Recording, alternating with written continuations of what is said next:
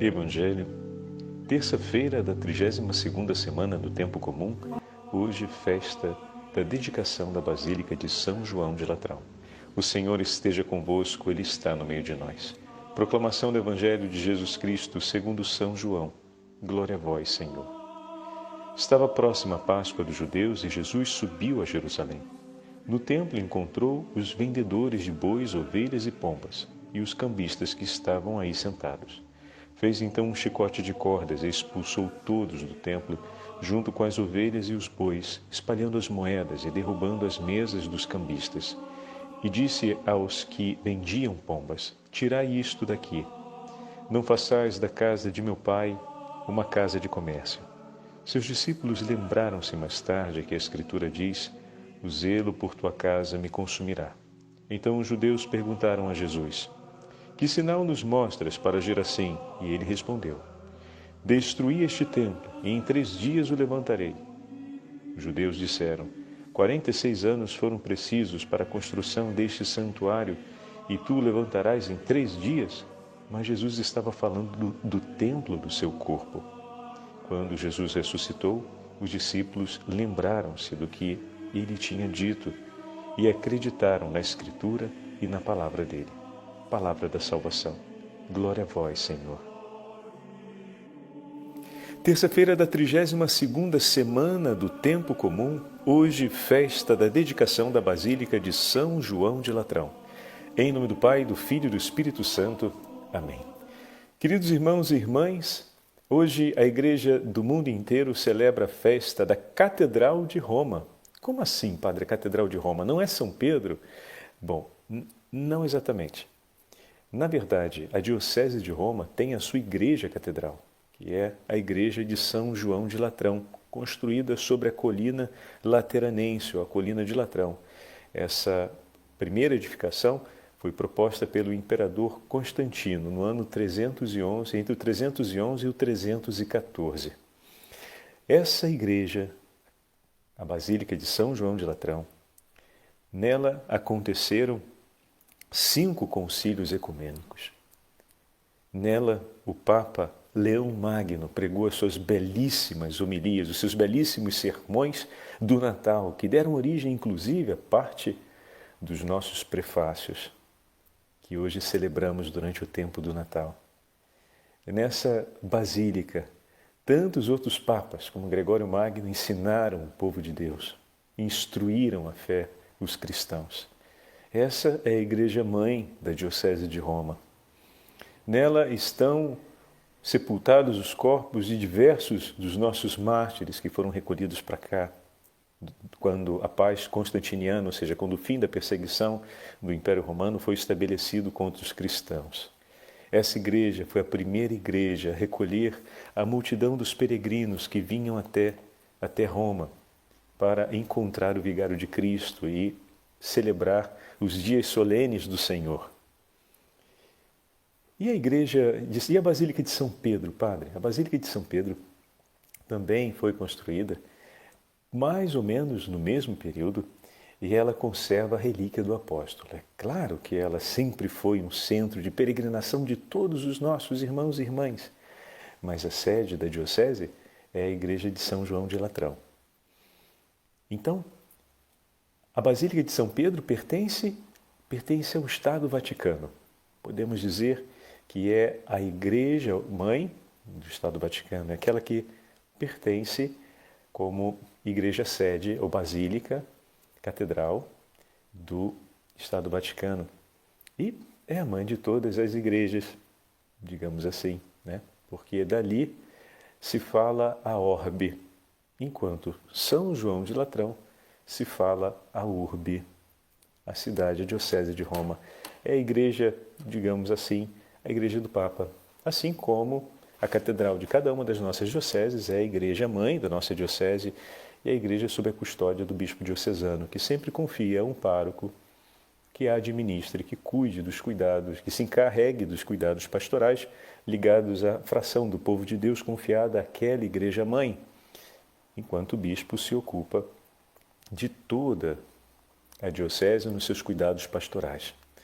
Então, da mesma forma, ao celebrarmos a Basílica de São João de Latrão, celebramos essa festa comum de unidade de toda a Sé romana, de toda a Igreja de Cristo. E ao mesmo tempo, como ouvimos na primeira leitura de hoje, reservada do profeta Ezequiel, o templo de onde jorra a água viva, que por onde passa, do Oriente ao Ocidente, do Norte ao Sul, leva a vida. Assim é Cristo, que na primeira leitura de hoje, no Evangelho de hoje, que a Santa Liturgia nos entrega, o segundo capítulo de São João, na primeira ida de Jesus a Jerusalém para a celebração da Páscoa, o Senhor então prega dentro do templo, expulsando os vendilhões do templo, e ardendo de zelo pela casa do Senhor, ele diz: esse é o templo edificado pelo próprio Deus. Não deve ser um lugar de comércio, mas um lugar de adoração. É o lugar escolhido por Deus, onde ele será honrado. Será o lugar do seu repouso, o lugar do encontro com seus amados. O templo é o lugar da intimidade com Deus, onde o povo se reúne para entregar-se aos braços do seu Senhor e para receber dele as consolações e o alimento necessário.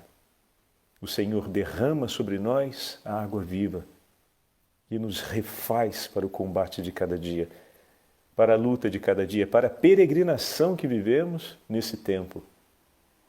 São Paulo, com tanta beleza, compara o templo com Cristo, que é uma comparação que o próprio Senhor atribuiu a si hoje no Evangelho, e dessa forma diz: nós somos as pedras vivas desse templo. Cada um de nós somos as pedras vivas. E como fomos, pelo batismo, unidos a Cristo e de maneira inseparável, nos tornamos pedra na edificação desse templo. Olha que maravilha! O Senhor nos tomou para si e nos fez pedras da edificação desse grande templo.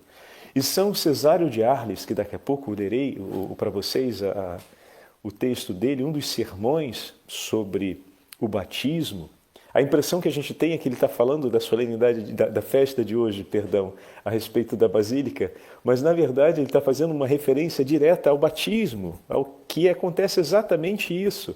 Nós nos tornamos pedra viva na edificação do templo que é Cristo. Paulo depois vai usar a imagem do corpo e vai dizer: nós somos membros de Cristo e sobre a nossa carne completaremos a paixão do Senhor, na carta aos Colossenses.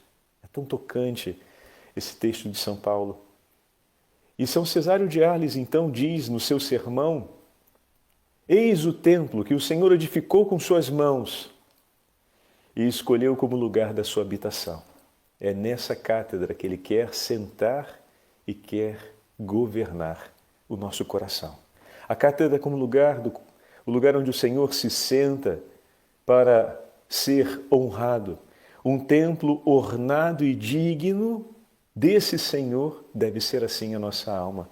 Permitamos então que o Senhor venha, Ele próprio, acompanhado de sua Santíssima Mãe, edificar a beleza dos ornamentos dessa casa.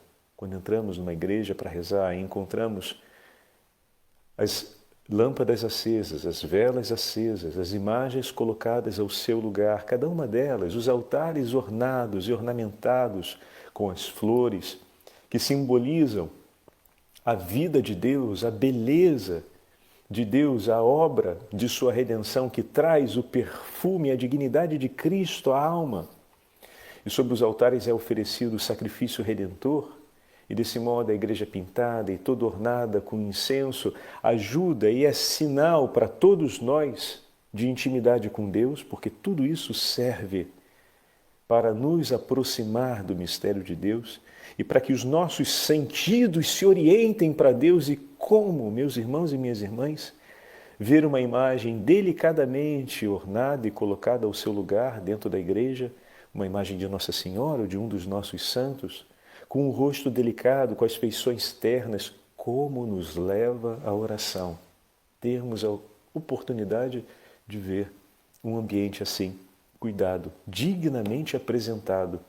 Então não podemos dizer que não é importante que os nossos sentidos se orientem, que os nossos sentidos também sejam conduzidos pela beleza, pelo zelo, pelo decoro a glorificar a Deus. A beleza, o zelo e o decoro ajudam os nossos sentidos a se orientar para Deus.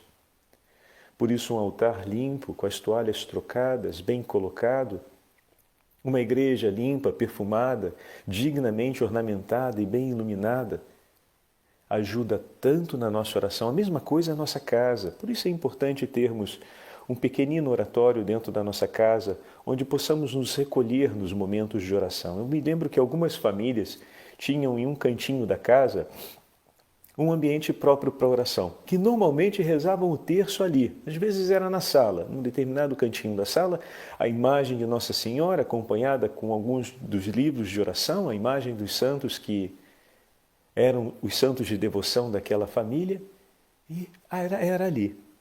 Como me comovia ver a imagem da Mãe Rainha, 3 vezes admirável, de Schanstatt, em tantas casas do nosso Brasil. E as famílias diziam, é ali, padre. E a imagem de Nossa Senhora, muitas vezes já coroada sobre um pequeno caminho, um paninho que ornamentava a mesa, acompanhada de uma velhinha, uma jarrinha de água benta, um vidrinho com um pouco de água benta trazida da igreja, abençoada pelo sacerdote há algumas celebrações atrás, ou então que foi pedida para ser abençoada pelo sacerdote, para ter ali presente em casa, com a cruz de Nosso Senhor, e 1 ou 2 ou 3, às vezes até 4 rosários ali juntos, em um potinho tão bonitinho que era o rosário de cada um da família, que na hora de rezar juntos pegavam aquele rosário que deixavam aos pés de Nossa Senhora. Meu irmão e minha irmã, como isso nos ajuda a rezar! Como todos esses pequeninos gestos nos levam para Deus, nos orientam para Deus, sensibilizam o nosso coração e, sobretudo, ajudam, como já falei, orientar os nossos sentidos para Deus. Temos necessidade dessas coisas.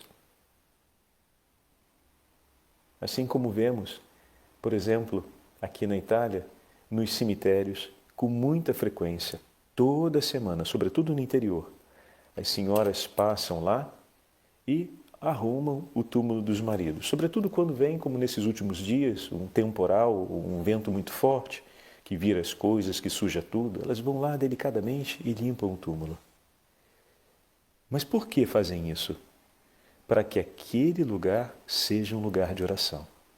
E quando você entra num cemitério aqui, tudo te fala de vida, não te fala de morte. Porque pelo cuidado e pelo zelo, pela delicadeza com que cada tumba é arrumada, é limpa, tem sempre as flores, tem sempre uma velinha acesa, e tem um tipo de velinha que pode ficar protegida do vento, tem outras que são elétricas e são vedadas, de maneira que mesmo que venha o vento e a chuva, não molhe, não apague, não estrague a pilha. E dessa forma, de noite você entra e muitas vezes vê aquelas infinitas chaminhas que estão flamejando diante dos túmulos, velando a fé que vela pela igreja, que zela pela igreja, chama acesa.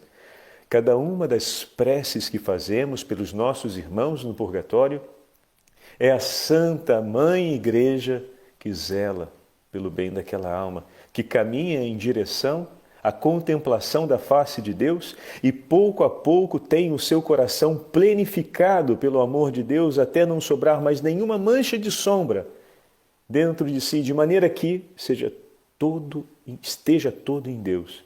E dessa forma, cante conosco e também por nós em ato de misericórdia os louvores do Senhor. Olha que maravilha!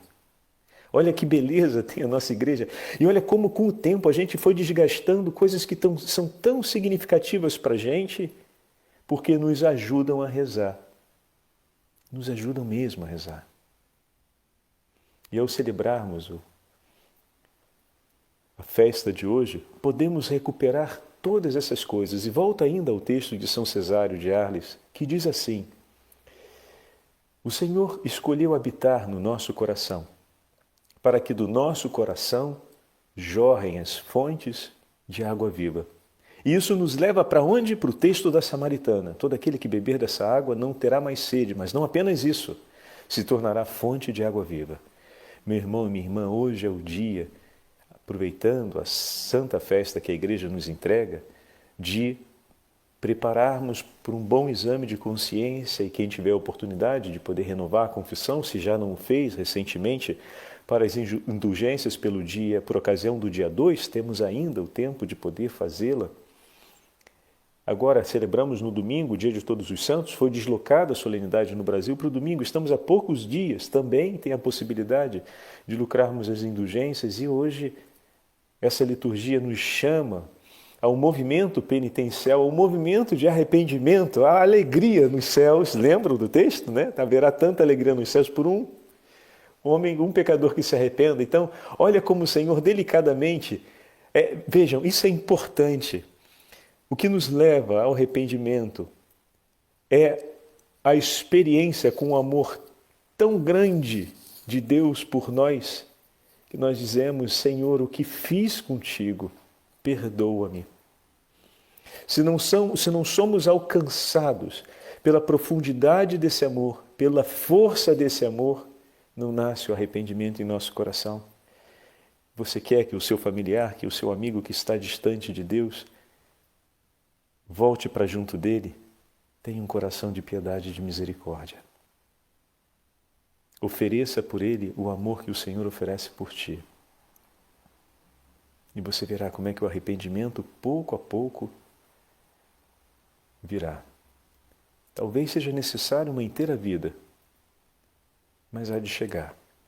O Senhor nos empenha a oferecermos pelo outro um sinal verdadeiro de amor, ainda que o outro não queira e vire completamente as costas para ti, e ignore e despreze todo o amor que você oferece por ele. Continue oferecendo. Continue oferecendo. E ainda que virando as costas ele parta e ignore completamente tudo que por ele você entregou, e mesmo assim, na sua partida, continue amando e ame.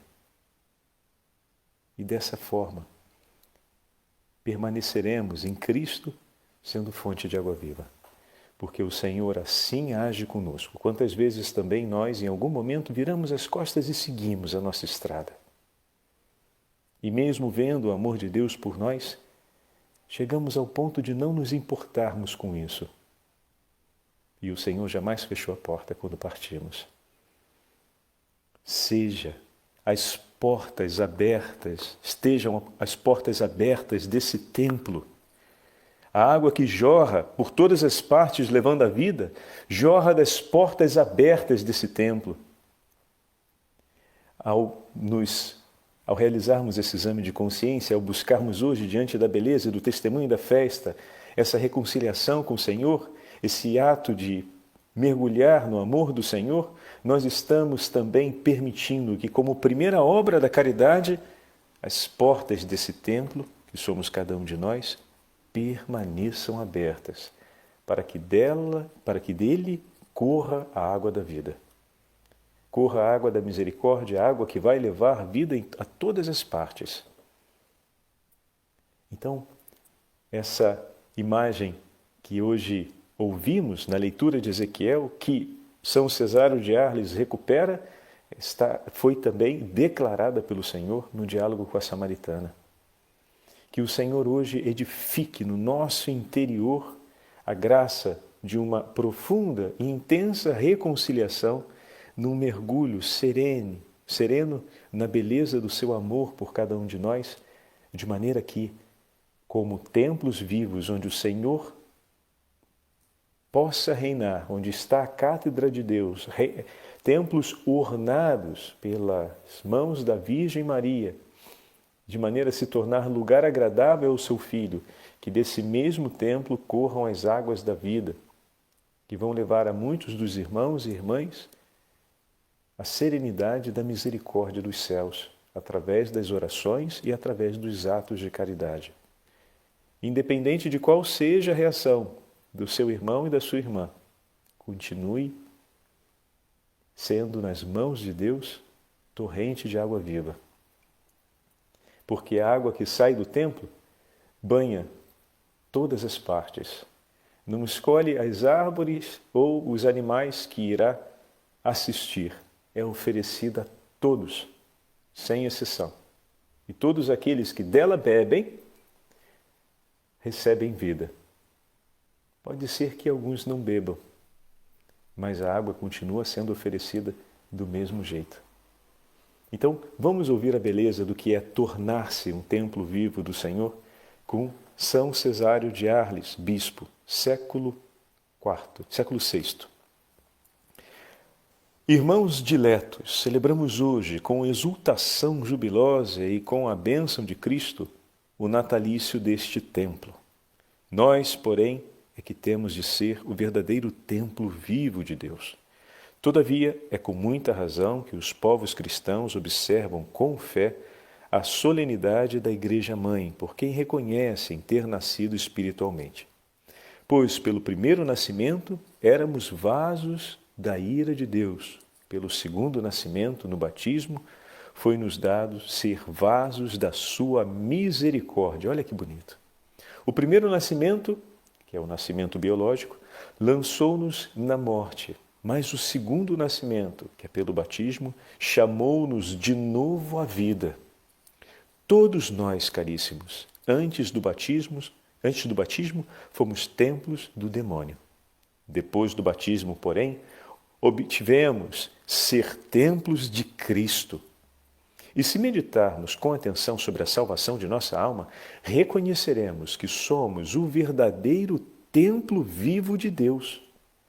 Deus não habita somente em construções de mão de homem, escreve os Atos dos Apóstolos, capítulo 17, nem em casa feita de pedras e madeira, mas principalmente na alma feita à imagem de Deus e edificada pelas mãos deste grande artífice. Desse modo, pôde Paulo dizer: o templo de Deus que sois vós é um templo santo. Olha que lindo. E já que Cristo, quando veio, expulsou o diabo de nossos corações para preparar um templo para si, quanto pudermos esforçarmos-nos com seu auxílio para que em nós não sofra injúria por nossas más obras, assim devemos fazer. Pois quem proceder mal faz injúrias ao próprio Senhor. Como disse acima, antes que Cristo nos redimisse, éramos casa do diabo, pois foi-nos dado ser casa de Deus. Deus se dignou fazer de nós sua casa. Por isso, diletos filhos, se queremos celebrar na alegria o natalício do templo, não devemos destruir em nós, pelas obras mais, os templos vivos de Deus. E falarei de modo que todos compreendam, cada vez que entrarmos na igreja, que queremos encontrá-la tal como devemos dispor nossas almas. O que quero dizer? Queres ver bem limpa a basílica? Não manches tua alma com as nódoas do pecado. Se desejas que a basílica seja luminosa e bela, também Deus quer que tua alma não esteja em trevas, mas que em nós brilhe a luz das boas obras. Como disse o próprio Senhor, e seja glorificado aquele que está nos céus, assim também em sua casa. Do mesmo modo como tu entras nesta igreja, assim quer Deus entrar em tua alma, conforme prometeu: eu habitarei e andarei entre eles, e em meio deles farei a minha morada. Queridos irmãos e irmãs, também somos pedras vivas na edificação dos céus. Caminhamos agora como peregrinos, mas tomaremos em Cristo parte como pedras vivas na Jerusalém celeste. Que os santos e santos anjos de Deus rezem e intercedam diariamente por nós, para que nós possamos perseverar na caridade e no amor, oferecendo por todos os nossos irmãos e irmãs as fontes da água viva que o Senhor edifique em nós. O Senhor esteja convosco, Ele está no meio de nós. Pela intercessão da Santa Mãe de Deus, abençoe-vos o Deus Todo-Poderoso, Pai, Filho e Espírito Santo.